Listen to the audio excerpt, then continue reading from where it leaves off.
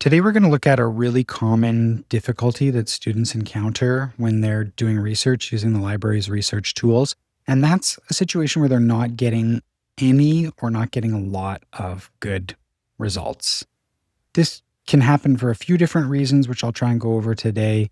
What I'm hoping you get out of this video is just some strategies to take you forward if you run into this problem. And everybody runs into this problem eventually. So hopefully, the information that I give you here today is helpful.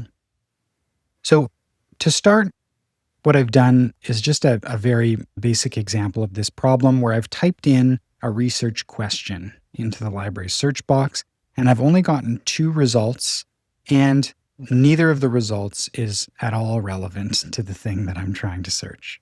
Okay, so the question that I typed is what is the effect of aspartame and other artificial sweeteners on human health and diabetes? The problem that I'm encountering here is that the library's search tools aren't really set up to receive questions like this.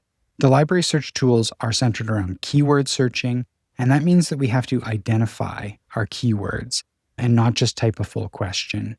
A keyword search is going to look for occurrences of all of these different words that I type into the search box. So when I type a long question like this, it's needlessly limiting my search by including really unnecessary words like what is the effect, all of those things.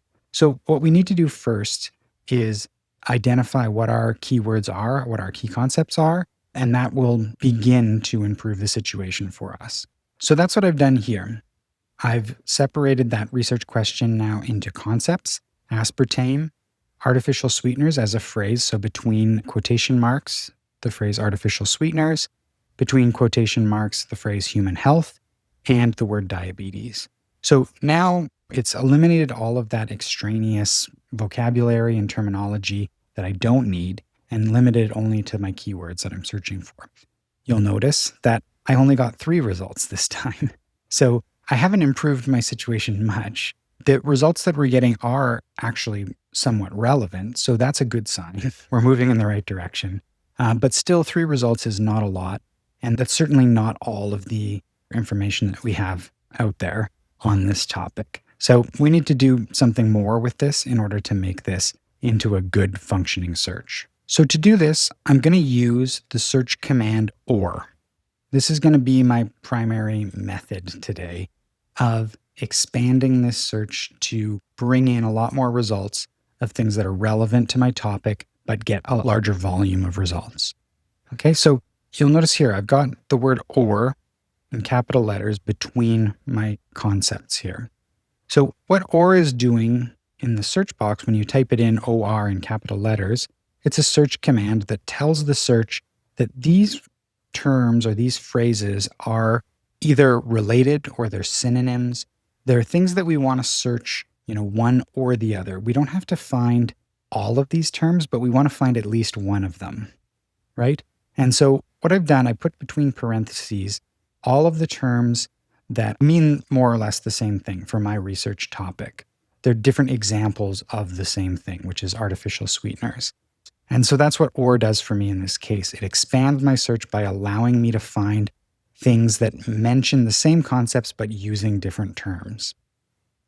I've done the same thing over here on the human health side. So I did human health or diabetes, again within parentheses, so that this concept is nested together. So what I found here is that I'm using effectively the same search terms as I was before, but by using OR between the related or synonymous terms, I've expanded my search dramatically here. So it worked very well. Instead of getting 3 results, I got about 1,200 results in libraries worldwide.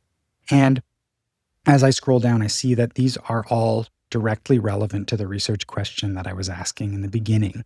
So this simple strategy is going to be the most effective way of taking something that's very narrow, that's not getting a lot of results or not getting a lot of relevant results, and allowing you to expand on that concept and grow it into something that's going to point you to the relevant literature about your topic.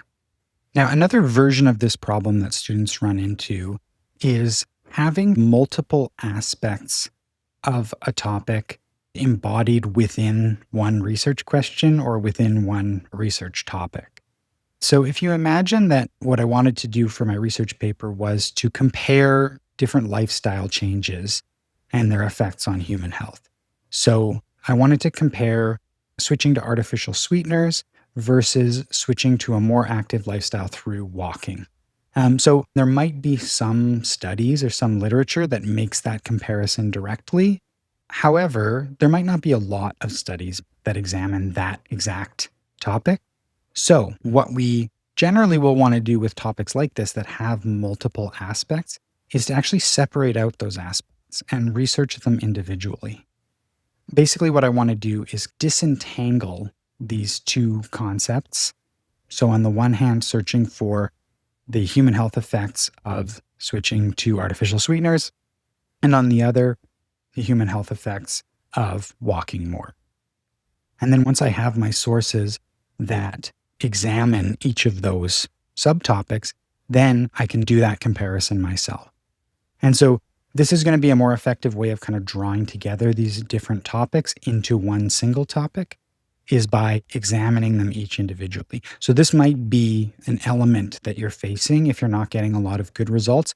It might be that you're trying to look at actually two different topics all at once, and that's what's kind of throwing a wrench in your plans. There are other ways of expanding your search results, or is kind of the primary way that I would recommend, and I would say try that first. But you can also consider some other methods. So citation searching is always one that I recommend to students. There's a lot of different use cases for this type of searching. This is where you find, one really good source. We might even call it like a seed source that's really relevant to your topic, really on target for what you're looking for. And then look at the bibliography of that source to see what sources they've used. And often those sources will be also highly relevant to the topic that you're researching. So you might consider that. I'm going to do a whole other video on citation searching. I don't have time to go through the details of it now, but yeah, that information is coming. Another thing to think about is something I mentioned in the too many results video, but I'll kind of restate it here quickly. The idea of how near or distant your concepts are is always going to have a big effect on how much or little your search results are narrowed or expanded. So in this case, just to use this example again, I've got aspartame or artificial sweeteners. These are very near concepts, right? In fact, aspartame is an example of an artificial sweetener. So there's a lot of overlap between these concepts. A lot of the things that mention aspartame are also going to mention artificial sweeteners, so they're very conceptually near.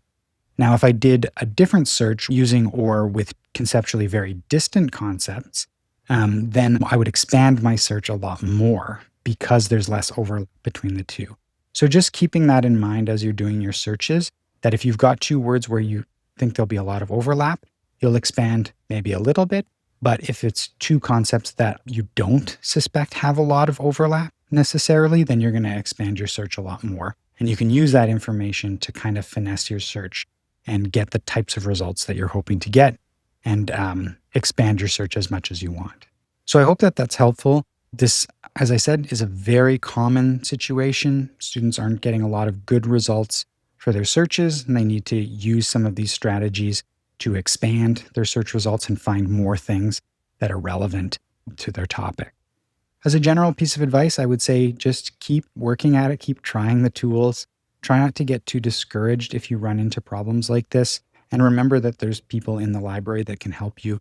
If you hit a wall and you just need to talk to someone, definitely get in touch with us. If you'd like to learn more about these types of strategies, you can subscribe to our YouTube channel and you can hit the bell icon to get notified when we release new videos.